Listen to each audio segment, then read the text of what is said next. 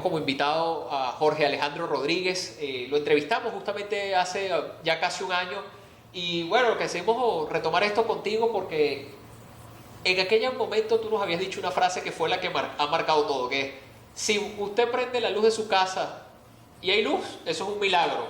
Hoy estamos viendo que está ocurriendo todo lo contrario, y lo primero que quiero preguntar es: ¿a qué se debe la actual crisis eléctrica que está afectando todavía a todo el país, incluso sitios de Caracas que tienen problemas con la luz? El día de ayer vimos problemas incluso con el sistema metro. ¿Cuál es tu apreciación al respecto? Buenos días. No es sino la misma de hace un año. El milagro sigue ocurriendo. Usted, si tiene luz, si tiene electricidad en su casa o en la calle, es por un milagro. Y cuando no hay, es porque el milagro cesó. Los milagros no son permanentes, no están todo el tiempo. Para entrarle a esto, venimos de años de desinversión, robo, corrupción, maltrato a los trabajadores, maltrato a la gerencia, persecución. ¿Qué cabía esperar? ¿Que el sistema eléctrico funcionase de manera impecable? No. Lo que cabía esperar es lo que viene ocurriendo. Y de hecho, uno puede escuchar con preocupación las declaraciones más recientes que se dan desde el alto gobierno, en la cual dicen: vamos a perseguir y se le va a aplicar la justicia a quienes han estado, ¿cuál es la palabra? A quienes han estado pronosticando desastres eléctricos, como que si decir que mañana va a salir el sol y que en efecto el sol salga requiriese algún tipo de conocimiento especial. En lo absoluto. La gente del gobierno de Nicolás Maduro, y subrayo el gobierno de Nicolás Maduro, porque en Venezuela en estos momentos tenemos dos gobiernos. Tenemos un gobierno de facto que ejerce control territorial, exclusividad de la violencia y todas esas demás definiciones de ustedes los politólogos, el gobierno de Nicolás Maduro. Y por otra parte, tenemos un gobierno en derecho reconocido por más de 50 naciones, reconocido por la Asamblea Nacional, que es el gobierno del ingeniero Juan Guaidó. Entonces, en el gobierno de Maduro no se quiere entender la gravedad del problema de los servicios en Venezuela, el agua y la electricidad.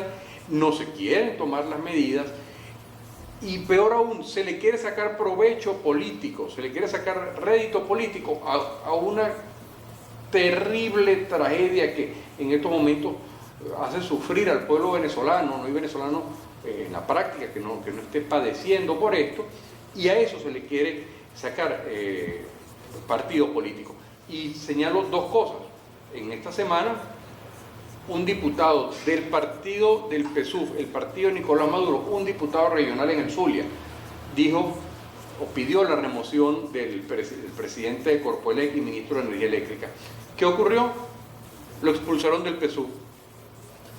O sea, algo que sería la mínima medida que uno pudiera esperar en cualquier lugar. Bueno, aquí se toma al contrario, se expulsa del partido, de ese partido, a quien pide la salida de este señor. Entonces, ante esta situación, ¿qué cabe? ¿Qué es necesario? Es necesario, y yo en esto debo insistir, es necesario que Juan Guaidó, en su carácter de presidente reconocido por tantos países, llame a Nicolás Maduro y le diga: hay que sentarse, tenemos que sentarnos a tratar de inmediato, con la ayuda de las Naciones Unidas, con la ayuda de quien corresponda, a trabajar unos puntos básicos de acuerdo para solventarle a los venezolanos el drama de la electricidad y el drama del agua. Es que no solamente el año pasado con el plan de gobierno que se le ofreció al país desde la plataforma de Henry Falcón, sino desde hace 10 o 12 años atrás, desde aquella precandidatura de Teodoro, se le elaboró al país un diagnóstico de cómo solventar estos problemas. Enrique Capriles preparó, y junto con él hubo esa oportunidad de hacer un importantísimo trabajo que fue mejorado para su segunda candidatura. La presentó de nuevo Falcón con enriquecida. Y hoy día muchas de estas cosas se encuentran en el Plan País que está poniendo a la orden del país Juan Guaidó. Entonces, diagnósticos hay. Naturalmente, y como tú bien señalas, ha subido la cantidad que hay que invertir, naturalmente, porque cada día que ha pasado con esta gente en el poder es un día más de deterioro de infraestructura, de problemas de mantenimiento, y este es el caso de quien tiene un carro, que el carro tiene un ruidito, ¿no? Tiene un ruidito, pero revisan el aceite. No, después. Oye, el carro tiene un ruidito, chico, pero revisar el aceite. No, después. Se me fundió el carro. Pero bueno, idiota, ¿cómo no se te iba a fundir el carro si tienes meses, años diciendo que tiene un ruidito? Bueno, así está el sistema eléctrico venezolano, así está el sistema de acueductos, el sistema de aguas, de tratamiento de aguas, las telecomunicaciones, o sea, vienen haciendo un ruidito, una caída de las líneas de telecomunicación por aquí, una caída de una subida o bajada de voltaje por allá, una escasez de agua en ciertas regiones, un racionamiento, y bueno, llega un momento en el que todo eso simplemente pues, se manifiesta en su terrible potencia, como está ocurriendo en estos meses, y que de no darse los cambios necesarios políticos que el país requiere, inclusive podrían agravarse. Es un tema que ha sido recurrente.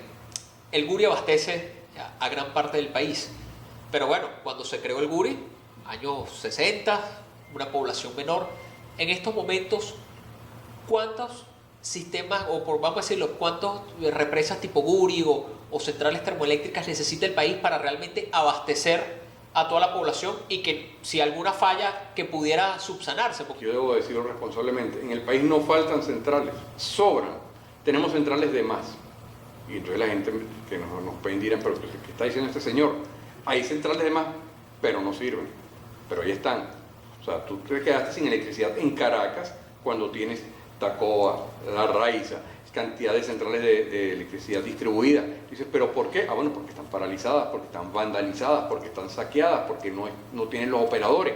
O sea, no es un problema de que no tengas la infraestructura, sino que la misma, inclusive con inversiones no particularmente importantes en algunos casos, podrían estar en funcionamiento, pero ante una incapacidad total, ante una corrupción desbocada como la que se tiene hoy día en todos los manejos del gobierno, es absolutamente imposible pensar que porque tú destines 1.000, 2.000 o 50.000 millones de dólares, cifra que además no es la que estaría planteada en ningún caso, solamente para poner un ejemplo, eso sería como echar simplemente no sé, gasolina al fuego, o sea, no serviría para nada. ¿Por qué?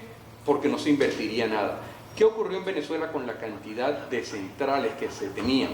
Bueno, simplemente, o que se tienen, simplemente fueron centrales mal concebidas, peor mantenidas y que hoy día no le prestan utilidad alguna al país y que solo sirvieron para enriquecer a un pequeño grupo de vivianes, algunos de ellos ya por cierto pagando prisión o comenzando a pagar prisión en otros países, porque la justicia llega.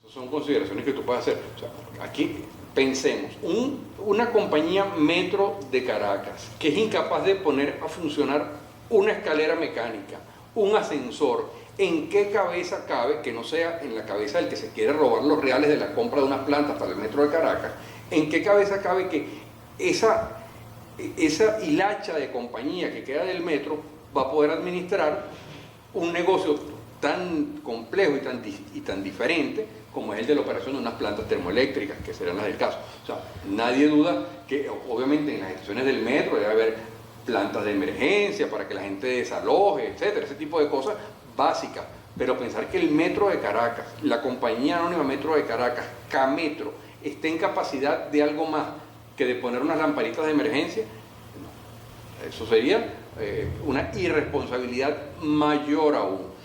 Tenemos que centrarnos en lo que estamos. Hay una Corpoelec que tiene que sentarse de nuevo, los dos gobiernos que tenemos acá en Venezuela ahorita, el de derecho y el de hecho, a lograr unos acuerdos mínimos para que la gente no siga en estas penurias. Hay un tema importante que se refiere al tema de las inversiones eléctricas. Ha habido en Venezuela, por ejemplo, se compara con el ejemplo del periodo del 58 al 98, aproximadamente 50.000 millones de dólares, más o menos, pero se habla que en el caso de los últimos 10 años, cuando empezó a venir la crisis eléctrica, se habló aproximadamente más de 80.000 millones de dólares. ¿Por qué comparado con 40 años la inversión fue menor y hubo obras visibles a esta etapa que no hubo obras visibles? Mi querido Curvelo, se lo repito, se lo robaron. O sea, yo no sé en qué idioma habrá que decírselo a la gente, entienda. Hubo un dinero que se lo robaron. ¿Cómo se lo robaron? Por ejemplo, pusieron había que comprar una turbina. Esa turbina costaba a lo mejor 1.000 millones de dólares. Bueno, la compramos por 4.000 millones. Pero no solamente eso, sino que esa turbina que valía 1.000 millones no fue la que compramos. Compramos una que se tenía como chatarra en el África y que a lo mejor valía, si acaso, 50 millones. O sea, cuando tú empiezas a ver, tú dices, bueno, ya, pero yo por algo que valía 50 millones terminé pagando 5.000. O sea, el número, tú dices, bueno, eso es equivalente a decir que se lo robaron todo. O sea, y literalmente es así. Y eso está más que documentado. El saqueo al cual han sido sometidos, o el saqueo al cual ha sido sometida la República, y en este caso el sector eléctrico, está por demás que documentado. La Asamblea Nacional, la Comisión de Contraloría, la propia Luis Ortega Díaz. Dice la empresa eléctrica a través de sistemas de seguros y reaseguros para sus suscriptores, pero eso es simplemente un deseo que uno podría tener en el muy largo plazo sobre el funcionamiento de un país y de una nación como tal, del arreglo social. En Venezuela nadie responde por eso, así como nadie responde por los huecos en las calles, en las aceras, por los muertos en los hospitales. O sea, aquí no, si algo se ha perdido acá es el sentido de la responsabilidad. Y vuelvo a tomar el ejemplo de un diputado que, cumpliendo con el mínimo deber que podía haber tenido, que fue pedir la renuncia de Mota, diputado del partido de Nicolás Maduro, lo expulsan del partido. O sea, tú dices, bueno, simplemente esta gente no es que no quieren asumir la responsabilidad, es que no quieren ni que se les medio señale de que ellos tienen alguna responsabilidad. O sea, realmente se quiere que nosotros creamos que esto fue una onda electromagnética de choque que a través de una iguana que se montó encima de un papagayo apagó el país. Ciberataque. Fue un ciberataque. Se comprobó que el ciberataque era imposible porque el sistema del Guri es analógico y es independiente del sistema de redes de internet.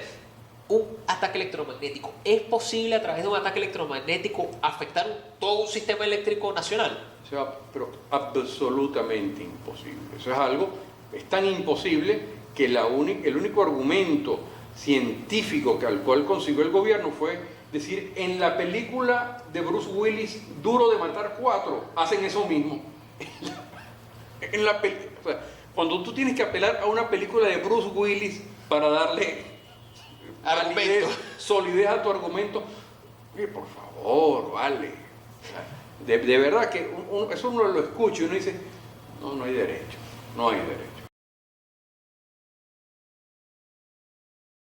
La realización del servicio eléctrico, la especialización en generación, transmisión, distribución, comercialización, son pasos que están por demás plasmados en las leyes que se han sancionado en Venezuela en los últimos 20 años para el sector eléctrico. Entonces, eso es lo que sin duda hay que hacer. Pero volvemos, la situación del sector eléctrico es perfectamente subsanable en un mediano plazo y un rescate más o menos inmediato también es posible. Porque de nuevo, las centrales y las grandes inversiones están hechas y requieren de un trabajo profesional de recuperación. Ahora, en manos de personas desconocedoras de planificación, de finanzas, de ingeniería eléctrica, en manos de esa gente, imposible que eso se recupere. Y unas correctas, si se logra recuperar el sistema realmente, ¿cuánto tiempo tomaría tener capacidad para cubrir todo el país y que cualquier eventualidad pueda ser subsanada con respaldo de otras termoeléctricas o sistemas hidroeléctricos? Acabar con los grandes apagones, ese tipo de cosas, es un tema de 2 años o quizá menos. Esa gran cosa. Ahora, eso requiere un recurso financiero, requiere una serie de cosas que tienen que ir caminando a la vez, que no son sencillas, pero no es cosa del otro mundo. Llegar a un buen servicio eléctrico como el que conocimos en Venezuela hace 30 o 40 años atrás, eso sí puede tomarse sin problema una década. O sea, recuperar los índices de confiabilidad que sean realmente elevados, como los que tenía Caracas, por ejemplo. O sea, eso es difícil, eso puede llevar un buen tiempo, pero vamos a decir, algo que sea cónsono con la vida civilizada, es posible hacerlo en un tiempo relativamente breve. Jorge, agradecido de tenerte aquí nuevamente en República de Ciudadanos en Punto de Corte, tener aclaratoria de toda esta situación eléctrica y que la gente escuche planteamientos, sobre todo de expertos en la materia. Amigos, ha sido todo por hoy en nuestro programa República de Ciudadanos por Punto de Corte.